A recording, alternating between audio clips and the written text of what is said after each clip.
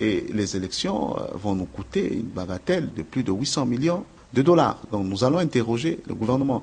Mais ce que je peux vous certifier, c'est qu'il n'y a pas mauvaise foi. Parce que vous savez, quand vous parlez élections en République démocratique du Congo, c'est plus de 30 millions d'électeurs sur une étendue de 2 345 000 km².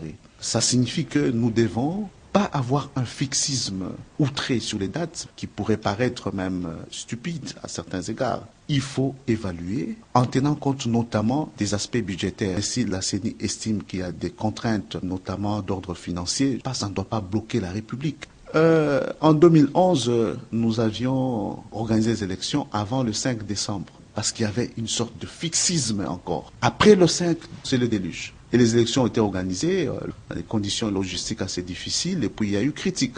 Nous allons, fort de l'expérience passée, agir autrement. Laisser les Congolais dialoguer pour lever une option. Non, chacun est libre, chacun s'exprime dans le couloir, au salon, mais nous allons nous retrouver pour aboutir à une solution raisonnable. C'est là l'essentiel. Aubin Minakou, quelle est la priorité que vous vous êtes fixée en tant que nouveau président de l'Assemblée des parlementaires francophones? C'est d'abord d'affiner les relations entre tous les États membres, de sorte que tous ceux qui sont un peu à l'écart puissent effectivement réintégrer la grande famille des parlementaires de la francophonie.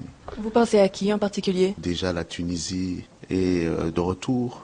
Nous avions aussi d'autres États qui sont sous observation, notamment le Burundi, le Burkina Faso.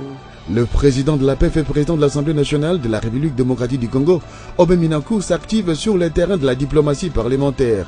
À Paris, Aubin Minakou a vulgarisé sur les axes prioritaires de son mandat à la tête de l'APF. La vision d'Aubin Minakou reflète les cadres stratégiques de l'Assemblée parlementaire de la francophonie, adoptée par le parlementaire francophone.